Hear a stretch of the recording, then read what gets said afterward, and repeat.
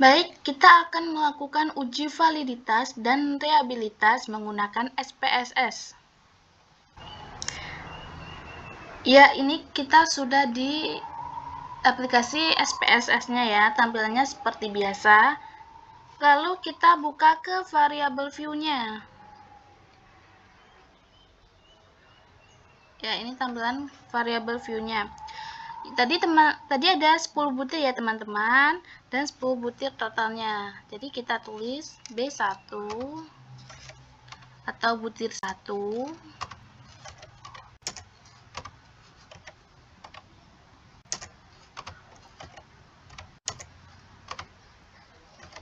B5,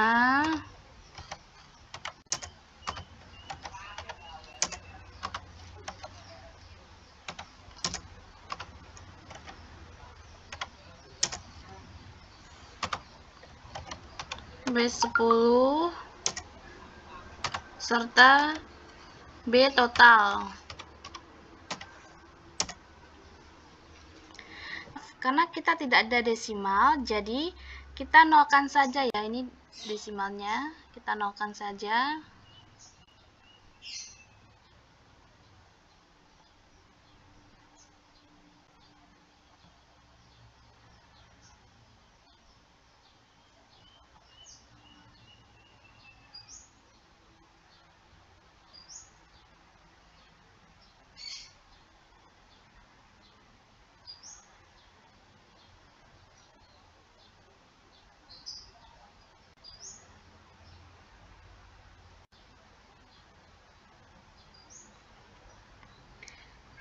Setelah itu kita ke data view. Ini ya, ada B1, B2, B3, B4, dan seterusnya, dan ada B total. Sekarang, kita copy saja data ini.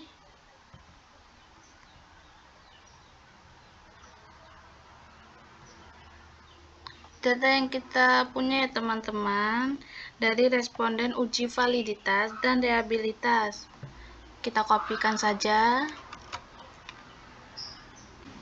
Sekarang, kita pastekan saja data tadi ya teman-teman, yang sudah kita copy tadi. Kita pastekan saja di sini. Dan pastikan sama ya, tidak ada yang salah. Lalu, kita akan melakukan uji validitas dulu. Caranya gimana? Yaitu caranya kita klik Analyze, lalu kita klik Correlate sini, dan klik Bivariate ini. Semua butirnya termasuk butir total yaitu B1 sampai dengan B10 dan B total itu dipindahkan ke kolom variabel. Lalu correlation coefficient-nya pilih yang %, dan pada test of significance pilih total, lalu checklist flag significant correlation, lalu klik OK. Nah, ini adalah tampilan di outputnya. Ya teman-teman, ada 10 butir dan butir total. Cara mengetahui butir angket ini valid atau tidak, teman-teman bisa lihat di bagian R hitung. Ini di bagian R hitung. Nah, dibandingkan dengan apa? Dibandingkan dengan R tabel. Ini kita memakai tabel distribusi nilai R tabel, signifikansi 5% dan 1%. Kita biasa memakai yang 5%. Ya, N kita yaitu 30 ya, atau responden kita ada 30. Jadi, R tabel kita ini ya, 30, Jadi R tabel kita 0,361. Kita bandingkan ketika R hitungnya lebih besar dari R tabel, maka butir itu valid. Ketika lebih kecil dari R tabel, maka butir itu tidak valid. Nah, ini terlihat ya, lebih kecil dari R tabel, bahwa butir ini tidak valid. Pada B1 ini tidak valid, B2 ini valid, B3 ini valid, B4 tidak valid, B5 tidak valid,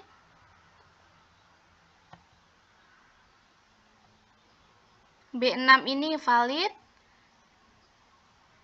B7 tidak valid, B8 ini tidak valid, B9 ini valid, dan B10 ini valid. Jadi yang valid ada 5 ya teman-teman, yaitu B2, ini B2, B2, B3, B6, ini B6, B9, B9, dan B10.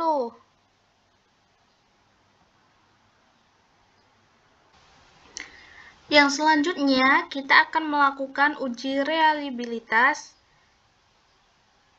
Jadi, uji reliabilitas dilakukan hanya ketika soal itu dinyatakan valid, dan jika soal itu tidak valid, ya berarti tidak perlu dilakukan uji reliabilitas.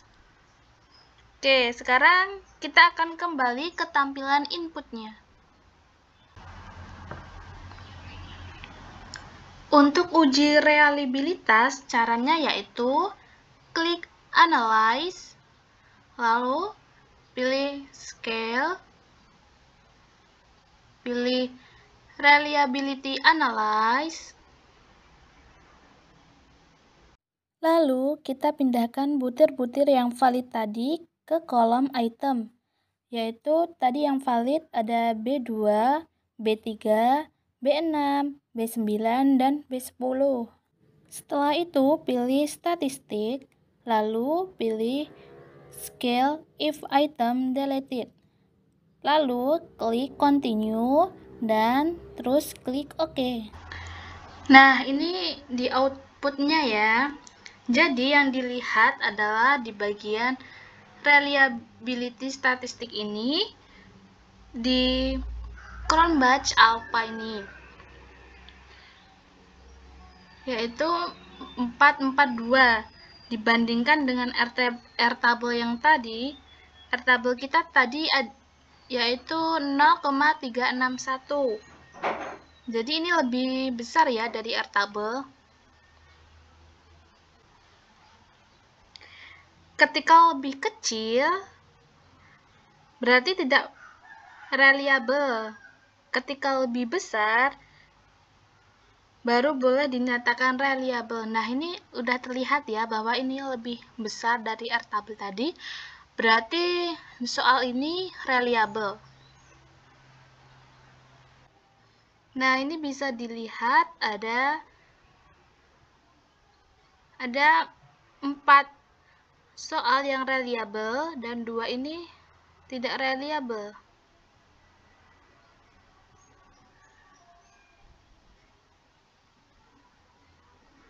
Jadi butir-butir di dalam angket tentang motivasi belajar biologi siswa SMA sekota Metro ini reliable ya.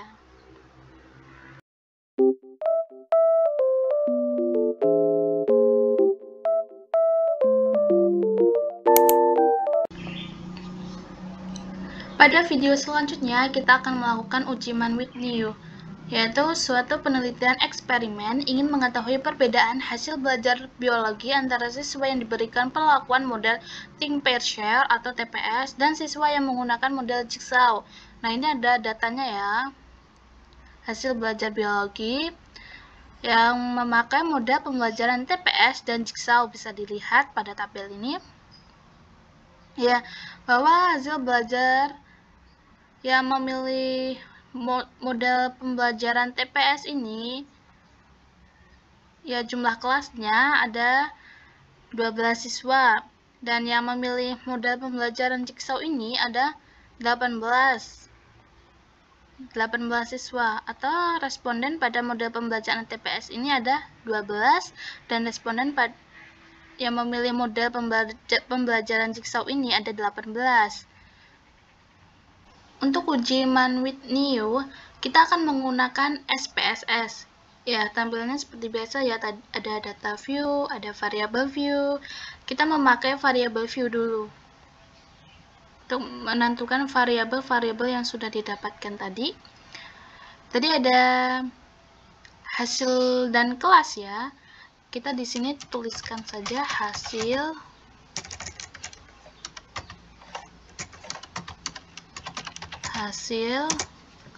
dan ini kita nolkan saja desimalnya, tidak ada desimal.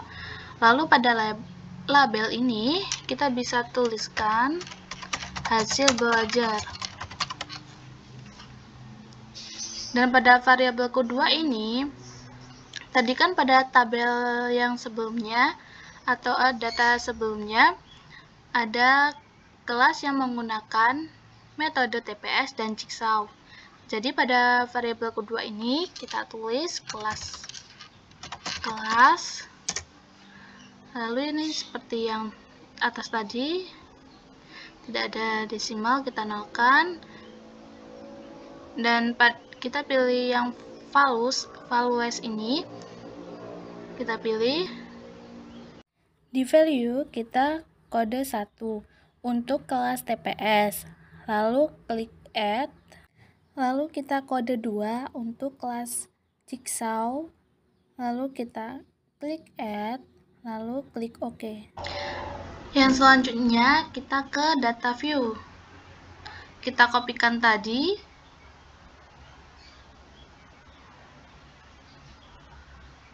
Hasil yang memilih kelas tadi, hasil atau jumlah siswa yang memilih kelas TPS dan kelas Jigsaw. Baik, ini sudah saya pastekan kelas yang memilih model pembelajaran TPS. Tadi kan sudah dikode ya, yang memilih model pembelajaran TPS itu yaitu 1, bisa ditulis manual sesuai kode.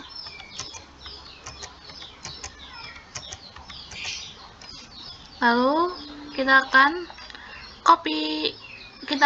copy dan pastekan lagi yang memilih model pembelajaran Jigsaw. Kita pastekan di sini. Ketinggalan 1. Dan ini kode 2, yaitu yang memilih model pembelajaran Jigsaw.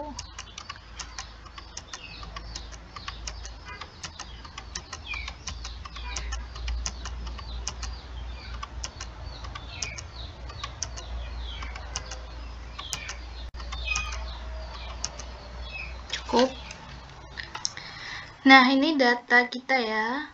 Kalau kita ingin mengetahui ada atau tidaknya antara dua sampel yang tidak berpasangan ini, dengan uji Man-Whitney, caranya yaitu klik Analyze, pilih Non-Parametric Test ini, lalu pilih Legacy, lalu pilih Two Independent Samples. Nanti akan tampil kotak dialog, lalu kita pindahkan hasil belajar ke kolom test variable list, dan untuk kelas ke kolom grouping variable. Jangan lupa klik define, dan untuk grup pertama kodenya 1, dan grup kedua kodenya 2. Lalu klik continue, pilih test type-nya Man-Whitney, lalu klik OK. Bisa dilihat ya, ini ada tabel ranks dan ada tabel statistik. Hasil belajar kelas TPS, ya ini N-nya, yaitu jumlah sampelnya ada 12, dan hasil belajar kelas Jigsaw, jumlah sampelnya ada 18. Untuk melihat ada atau tidaknya perbedaan antara hasil belajar biologi antar kelas TPS dan kelas Jigsaw bisa dilihat di tabel statistik. Ya, bisa dilihat di tabel statistik. Lihatnya di mana? Yaitu lihatnya di asim signifikan total ini, yaitu ini ya, ada 0,007. Ketika hasilnya lebih kecil dari 0,05, artinya ada perbedaan. Akan tetapi, jika hasilnya lebih besar dari 0,05, berarti artinya tidak ada perbedaan. Ini bisa dilihat ya, asim signifikan totalnya ini lebih kecil dari 0,05. Artinya, yaitu ada perbedaan antara hasil belajar biologi antar kelas yang dikasih treatment metode TPS dan yang dikasih treatment metode pembelajaran Jigsaw. Berapa hasil data dari Mann-Whitney U-nya? Yaitu ada 44,500 ini. Dapat disimpulkan bahwa ada perbedaan antara hasil belajar biologi antar kelas yang dikasih metode pembelajaran TPS dan metode pembelajaran Jigsaw.